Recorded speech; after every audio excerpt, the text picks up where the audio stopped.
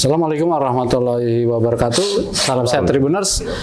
Masih bersama kami dalam program Dapur Kembang Dewan Depok untuk rakyat di Kota Kembang. Mantap istilahnya Dapur Kembang.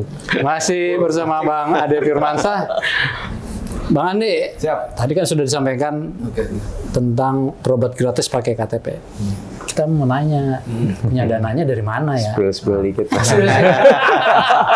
Dananya itu yang penting Yang kan. penting itu dari mana? Iya, jangan-jangan ngutang lagi. Ngutang lagi, wah bahaya itu kalau. Bang, bisa Iya. dijelasin ya Bang? Jadi anggarannya untuk mengcover UHC ini diantaranya adalah dari anggaran APBN. Oh, dari Ya, APBN. yang disebut dengan KIS PBI kan ada juga dari anggaran APBN. Oke. Tetapi juga ada tambahan anggaran dari APBD Kota Depok karena APBN tidak bisa memenuhi semua, mengcover semua. Ketika kepesertaan itu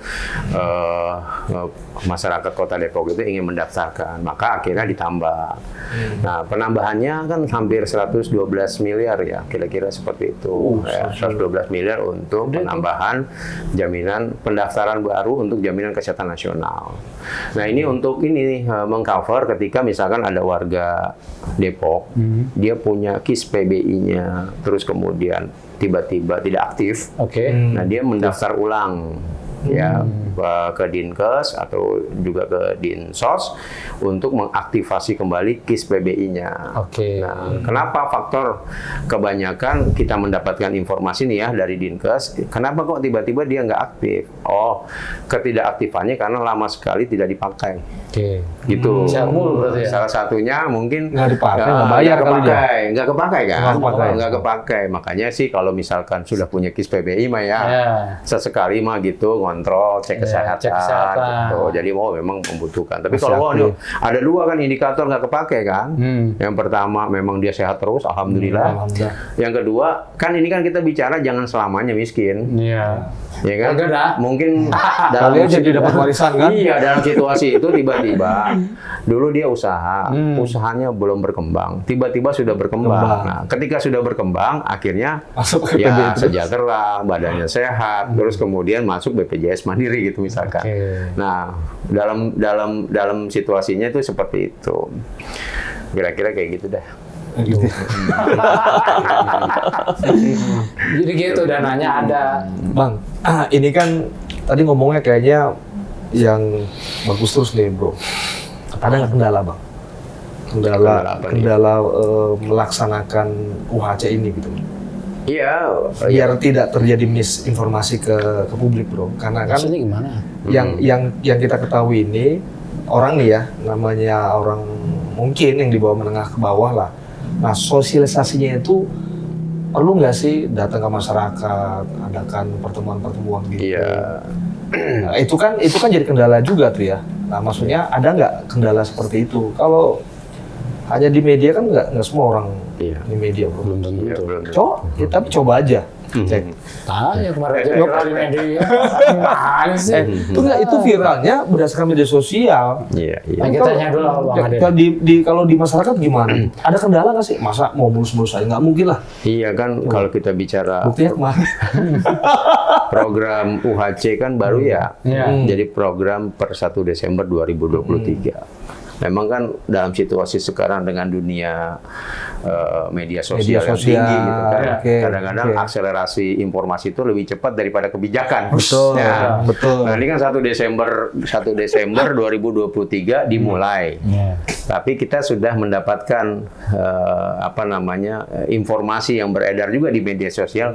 Per 8 Desember 2023 keluarlah SE Wali Kota. Nah, ini nomornya saya baca ini, SE Wali Kota nomor 003/9173 Dinkes tentang implementasi Universal Health Coverage atau UHC, jaminan kesehatan nasional di Kota Depok per 8 Desember gitu. Nah, makanya tiba-tiba 1 Desember terus kemudian ada rilis video Pak Wakil Wali Kota menyampaikan bahwa Depok sekarang sudah ber-UHC.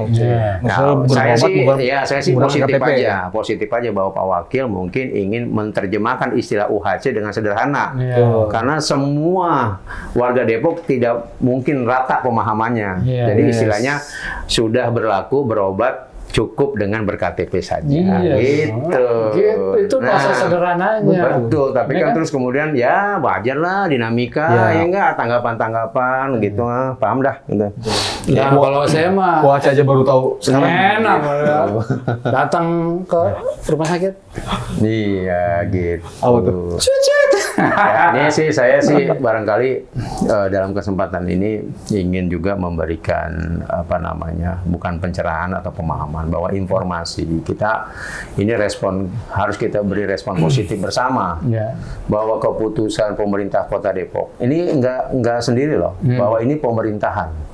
Ya, kalau di dalam undang-undang pemerintah daerah itu kan yang disebut dengan pemerintahan daerah itu kan ada eksekutif dan legislatif. Oke. Jadi ada pemerintah kota dan DPRD. Iya, kolaborasi ya. Iya, satu kesatuan dia disebut dengan pemerintah daerah, pemerintahan daerah. Belahan jiwa ya. Ya, maka ketika misalkan pemerintah Kota Depok dalam hal ini Dinkes atau Dinsos, kan nggak semua dia menemukan persoalan faktual. Iya. Maka persoalan faktual itu bisa didapatkan informasinya karena masyarakat ada wakil rakyatnya. Iya. Nyampein ke kita persoalannya begini dan lain sebagainya, kita bahaslah di dalam sidang-sidang kita. Oke. Rapat-rapat kita.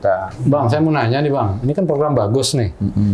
Melayani yang tadi saya bilang dari 0 sampai 0, itu 0 lagi. Bang, ini kalau wali kotanya ganti, ini terus berjalan nggak sih programnya? Ya harusnya berjalan lah. Ini kan program kebijakan nasional dan dasar hukumnya undang-undang, gitu kan. Program kebijakan nasional dasar hukumnya undang-undang.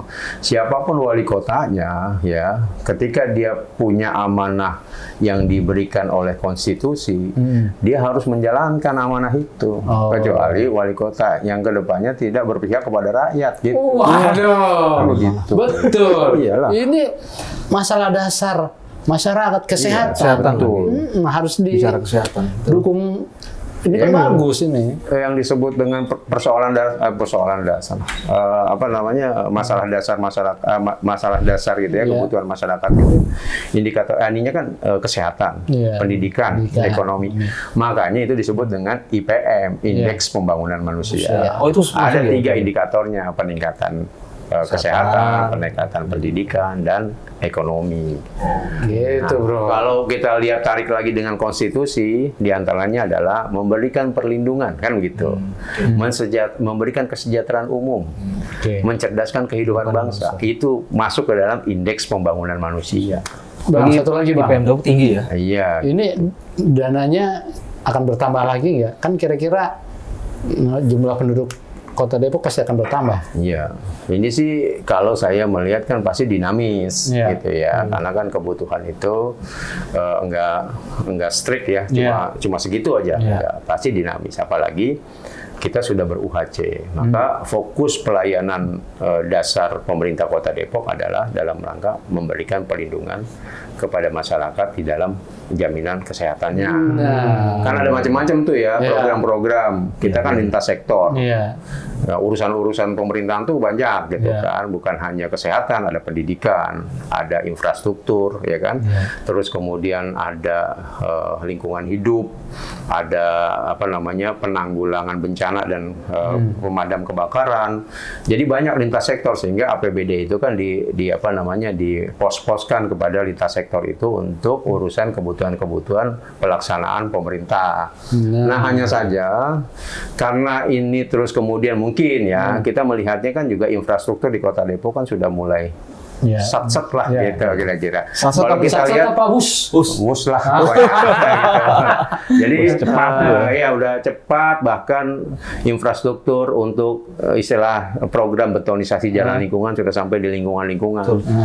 Terus kemudian wilayah ganggang yang kecil-kecil sudah terpaving block. Nah, terus kemudian untuk jalan-jalan yang tinggal pemeliharaan saja, maka kebijakan anggaran pemerintah itu mengalihkan fokusnya di penambahan untuk dinas kesehatan, dalam hal ini pengcoveran jaminan kesehatan buat warga Depok. Jadi berapapun jumlah warganya tetap dapat jaminan Insya kesehatan. Allah. Iya. Gitu. Kalau kemarin tadi berapa anggarannya, Bang? 112 ya, 112 ini 112,8 Ya nanti saya coba pelajarin lagi detailnya karena kan kebetulan saya di alat kelengkapan dewan ini Bapak Perda nih. Wah. Jadi bukan di Banggar ya, tapi saya nanti kita baca lagi, saya minta informasi terkait tentang faktual anggaran yang dialokasikan untuk UHC ini. Iya. Keren nih Bang nih. Harus disegerakan keren, nih. ya, gitu. Karena untuk kepentingan umat. Iya, betul. Jadi tidak ada miss lagi kan? Udah Iya. jelas nih. Jelas nih. Jadi Komisi D nih Bang Ade nih. ini akan terus berkelanjutan karena dewannya juga terus memikirkan rakyat kecil. Iya, mendampingi lah. Kita akan mendampingi satu program-program. Bukan rakyat kecil aja, rakyat Tuh. Kota Depok deh. Rakyat Kota Depok. Jadi yang dipikirkan itu semesta ya, seluruh. Iya, Iya, seluruh. Cuma hanya saja ini kan membedakan antara yang tidak mampu dengan yang mampu. Kalau yang mampu juga di cover gratis dengan APBD atau dengan UHC KIS PBI kan nggak adil. Iya. Bagi yang mampu, Iya. ya ASN lah misalkan, ya anggota dewan lah gitu. Ya kamu beraktif lah, bukan beraktif apa namanya, menjadilah peserta aktif BPJS. Karena kayak kita ini dia digratisin ya. Ya kalau kayak kita ini otomatis. Iya. Maksudnya bukan mau sakit kali ya.